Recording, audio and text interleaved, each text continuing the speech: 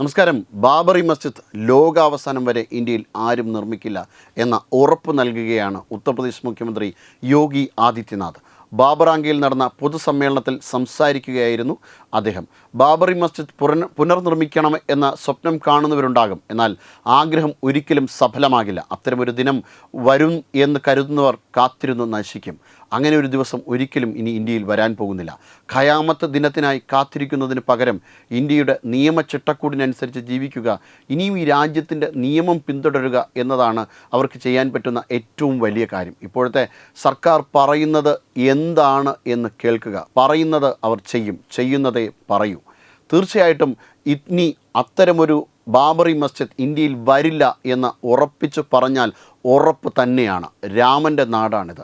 രാമൻ്റെ നാടിൽ ഇന്ത്യയിൽ ഒരു തുള്ളി രക്തം വീണാൽ പോലും തനിക്ക് സുവർഗം ലഭിക്കില്ല എന്ന് പറഞ്ഞ കൊള്ളക്കാരന് വേണ്ടി സ്മാരകം നിർമ്മിക്കേണ്ട നാടല്ല ഈ നാട്. ത്യാഗത്തിൻ്റെ മൂർത്തീഭാവങ്ങളെ കൊണ്ട് അലങ്കൃതമായ നാടാണ് ഈ നാട്.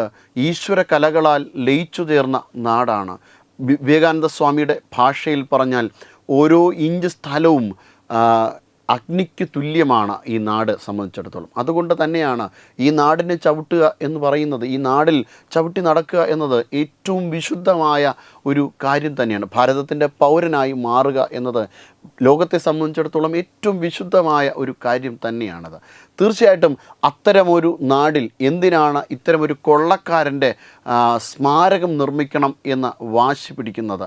പല ഭീകരവാദ പദ്ധതികളും നിങ്ങൾക്കിടയിലുള്ള ചില ആൾക്കാരുടെ മനസ്സിലുണ്ടാകാം. അതിനു വേണ്ടിയിട്ട് അവർ ISISൻ്റെ യൂണിറ്റുകൾ ഇന്ത്യയിൽ ആരംഭിക്കുവാനുള്ള ശ്രമങ്ങൾ നടത്തിയിട്ടുണ്ടാകാം. ലഷ്കർ ഇ തൊയ്ബയുടെയും ഹിസ്ബുൾ മുജാഹിദിൻ്റെയും ഒക്കെയും വിവിധങ്ങളായിട്ടുള്ള പ്രവർത്തനങ്ങൾ മുൻകാലങ്ങളിൽ ഇന്ത്യയിൽ ഉണ്ടായിരുന്നു. ജെയ്ഷെ മുഹമ്മദിൻ്റെ പ്രവർത്തനങ്ങൾക്ക് വേണ്ടിയിട്ടുള്ള സജ്ജീകരണങ്ങൾ നടത്തുന്ന പല ആൾക്കാരും ഇന്ത്യയുടെ പല ഭാഗങ്ങളിലും ഇപ്പോഴും ഉണ്ടാകാം. പക്ഷേ അവർക്കെല്ലാം ഒരു ആഗ്രഹമുണ്ടാകും, ഇത്തരത്തിലുള്ള ബാബറി മസ്ജിദ് വീണ്ടും ഇന്ത്യയിൽ പുനർനിർമ്മിക്കപ്പെടണമെന്നും ഇന്ത്യയെ വീണ്ടും ഒരു ഇസ്ലാമിക രാജ്യമാക്കി മാറ്റണമെന്നും. അതിനു വേണ്ടിയിട്ടുള്ള കോപ്പുകൾ കൂട്ടുന്ന പല ആൾക്കാരുമുണ്ട്. ഇപ്പോൾ ജമാഅത്തെ ഇസ്ലാമിയുടെയൊക്കെ ലക്ഷ്യം ഇന്ത്യയുടെ മോചനം ഇസ്ലാമിലൂടെ എന്നതാണ്. പക്ഷേ അത്തരമൊരു ലക്ഷ്യം പൂർത്തീകരിക്കാൻ വേണ്ടിയിട്ടുള്ള ഒരു ഇടമേ അല്ല ഇത്. അത്തരം ലക്ഷ്യം പൂർത്തീകരിക്കുവാൻ വേണ്ടിയിട്ടാണ് നിങ്ങൾ ഭാരതത്തിൽ തുടരുന്നത് എങ്കിൽ നിങ്ങൾക്ക് അധിക നാൾ ഭാരതത്തിൽ തുടരാൻ കഴിയില്ല, സ്വതന്ത്രമായി തുടരാൻ കഴിയില്ല. നിങ്ങൾക്കുള്ള പ്രധാനപ്പെട്ട ഇടം ജയിലറകൾ തന്നെയായിരിക്കും. എന്തായാലും ഒരു ഭീകരവാദിയെയും സ്വതന്ത്രമായി ഇന്ത്യയിൽ ജീവിക്കുവാനായിട്ട് സാധിക്കില്ല.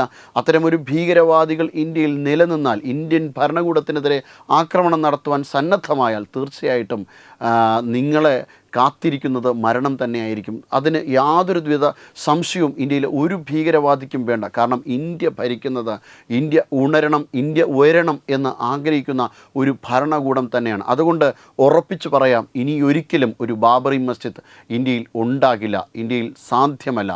നിങ്ങൾ ഏത് പാകിസ്ഥാൻ്റെ പിന്തുണയോടുകൂടി ഇന്ത്യയിലേക്ക് കടന്നു കയറുവാൻ ശ്രമിച്ചാലും, ഏത് സിറിയയിലെ ISISൻ്റെ പിന്തുണയോടുകൂടി ഇവിടെ ഭീകരവാദ കേന്ദ്രങ്ങൾ ഉണ്ടാക്കുവാൻ വേണ്ടിയിട്ട് പദ്ധതിയിട്ടാലും ആ പദ്ധതികളൊന്നും നടപ്പിലാക്കാൻ പോകുന്നില്ല. ഏത് ഡിജിറ്റൽ ജിഹാദോ അല്ലെങ്കിൽ ഏതെങ്കിലും വൈറ്റ് കോളർ ജിഹാദോ ഒക്കെ നടപ്പിലാക്കുവാൻ ശ്രമിച്ചാലും അതിലെ ഓരോ പദ്ധതികളും തീർച്ചയായിട്ടും പിടിക്കപ്പെടുക തന്നെ ചെയ്യും. നേരത്തെ ലവ് ജിഹാദിൻ്റെ പ്രവർത്തനങ്ങൾ നടത്തുവാൻ വേണ്ടിയിട്ട് നിങ്ങൾ കഠിനമായ ശ്രമങ്ങൾ നടത്തിയില്ലേ?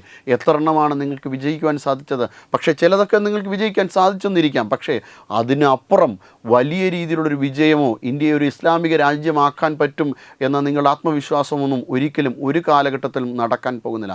കാരണം ഈ സാംസ്കാരിക ഭൂമിക മറ്റൊരു ലക്ഷ്യവുമായി മുന്നോട്ട് പോകുന്നതാണ്. ലോകത്തിന് മുഴുവൻ മംഗളം വരുത്തുവാൻ വേണ്ടിയിട്ട് ആഗ്രഹിക്കുന്ന സാംസ്കാരിക ഭൂമികയാണ്. ഇവിടെ തീവ്രവാദവും ഭീകരവാദവും അധിക നാൾ വേരോടില്ല. Web desk Tatwamayi news. Brought you by Kerala AIDS control society. HIV AIDS സംബന്ധമായ സംശയങ്ങൾക്ക് 1097 എന്ന 24 മണിക്കൂറും പ്രവർത്തിക്കുന്ന ടോൾ ഫ്രീ നമ്പറിലേക്ക് വിളിക്കുക. വാട്സാപ്പിലും ഫേസ്ബുക്കിലും ഒക്കെ സ്റ്റാറ്റസ് അപ്ഡേറ്റ് ചെയ്യാറുണ്ടല്ലോ. HIV സ്റ്റാറ്റസോ HIV പിടിപെടാനുള്ള സാഹചര്യങ്ങളിൽ കൂടി അറിഞ്ഞോ അറിയാതെയോ കടന്നു പോയിട്ടുണ്ടാവാം. എന്ത് തന്നെയായാലും മുൻകൂട്ടി പരിശോധിച്ച് HIV സ്റ്റാറ്റസ് അറിയൂ. സൗജന്യ HIV പരിശോധനയും കൗൺസിലിങ്ങും ആരോഗ്യ കേന്ദ്രങ്ങളിൽ പ്രവർത്തിക്കുന്ന ICTC അഥവാ ജ്യോതിസ് കേന്ദ്രങ്ങളെ സമീപിക്കുക. നിങ്ങളുടെ സ്റ്റാറ്റസ് എന്തായാലും വിവരങ്ങൾ രഹസ്യമായി സൂക്ഷിക്കുന്നതായിരിക്കും.